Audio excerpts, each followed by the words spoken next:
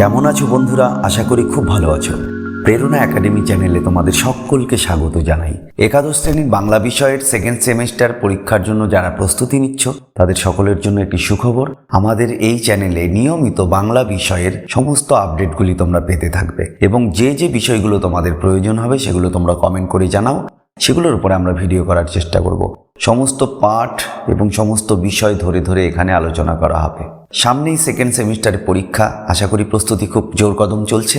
চলো আজকে তোমাদের জন্য নিয়ে এসেছি বাংলার শিল্প সাহিত্য সংস্কৃতি বিভাগ থেকে আধুনিক বাংলা সাহিত্যের ধারা অংশ থেকে একটি গুরুত্বপূর্ণ প্রশ্ন।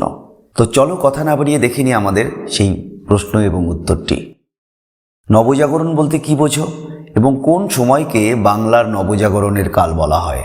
নবজাগরণের ফলে বাঙালির মনে বৌদ্ধিক জাগরণ ঘটে কিভাবে?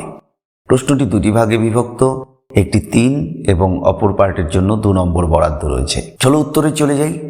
প্রথম পার্টের মধ্যে দুটো অংশ রয়েছে। প্রথম অংশ হলো নবজাগরণ কি, দ্বিতীয় অংশ হলো কোন সময়কে নবজাগরণের কাল বলা হয়। নবজাগরণ কি? প্রচলিত ধর্মের ও সমাজের শাসনে আবদ্ধ মানুষের জীবনে বিদ্রোহ সঞ্চারিত হলেই নবজাগরণের সূত্রপাত ঘটে। আমাদের দেশে ঊনবিংশ শতকে ইউরোপীয় সভ্যতা ও সংস্কৃতির স্পর্শে বাঙালি মানুষের যে সর্বাত্মক ভাব বিপ্লব ঘটেছিল তারই প্রভাবে বাংলা সাহিত্য ও সংস্কৃতি উজ্জীবিত হয়ে ওঠে এক নতুন ধ্যান ধারণায়। বাংলা সাহিত্য ও সংস্কৃতিতে এই যে প্রচলিত ধ্যান ধারণার আমূল পরিবর্তন, একেই রেনেসাঁস বা নবজাগরণ বলা হয়। আর এই নবজাগরণের সঙ্গেই বাংলা তথা ভারতে যথাযথ আধুনিক যুগের সূত্রপাত ঘটেছিল।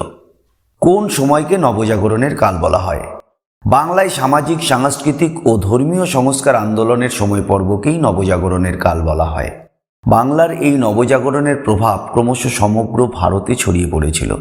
অনেকের মতে রামমোহন রায়ের সময় থেকে রবীন্দ্রনাথের মৃত্যু পর্যন্ত সময়কাল হল বাংলার নবজাগরণের কাল। দ্বিতীয় পার্টের উত্তরটা দেখে নিই। কিভাবে বাঙালির মনে বৌদ্ধিক জাগরণ ঘটেছিল? বৌদ্ধিক জাগরণ মানে কি? মানে মানসিক জাগরণ, বুদ্ধি, চিন্তা ভাবনার ক্ষেত্রে জাগরণ। উত্তরটি হলো, একথা সত্যি যে ঊনবিংশ শতকেই ইউরোপীয় সভ্যতা ও সংস্কৃতির স্পর্শে বাঙালি মধ্যবিত্ত শ্রেণীর মনে প্রথমে ভাবান্তর ঘটেছিল। এর ফলেই বাঙালি জীবনে প্রচলিত মধ্যযুগীয় ধ্যান ধারণার বিপরীতে বিজ্ঞান ও যুক্তিসম্মত এক আধুনিক মানসিকতার প্রবেশ ঘটেছিল। মানুষ তখন নিজেদের ব্যক্তি জীবনকে গোষ্ঠী জীবন থেকে আলাদা ভাবতে শুরু করে। ব্যক্তি স্বাতন্ত্র্যবাদের দ্বারা নিজস্ব দৃষ্টিভঙ্গির প্রকাশ ঘটতে শুরু করে। শিক্ষা, সমাজে নারীর অবস্থান, প্রচলিত প্রথাগুলি প্রভৃতি নিয়েও যুক্তিনিষ্ঠ চিন্তা ভাবনা ও বিচার বিশ্লেষণ শুরু হয়ে যায়। এইভাবেই বাংলায় বিস্তৃত হয় নবজাগরণের ব্যাপক প্রভাব। বাঙালির মনে এবং বৌদ্ধিক চেতনায় বিপ্লব ঘটতে শুরু করে। তো এই ছিল আজকের প্রশ্ন এবং উত্তর। তোমরা যদি প্রশ্নের উত্তরটি লিখিতভাবে পেতে চাও তাহলে আমাদের ডেসক্রিপশনে লিংক দেওয়া থাকবে, আমাদের ওয়েবসাইট থেকে সরাসরি পিডিএফটি ডাউনলোড করে নিতে পারো। এছাড়া আর কোন কোন বিষয়ের উপর ভিডিও চাও তোমরা অবশ্যই কমেন্ট করে জানাও, আমরা সেই সমস্ত বিষয়ের উপর তোমাদের ক্লাস দেওয়ার চেষ্টা করব। ভালো থেকো, সুস্থ থেকো, যাবার আগে একটা লাইক দিয়ে যাও। পরের ভিডিওতে দেখা হচ্ছে, আসছি নতুন কোনো বিষয় নিয়ে।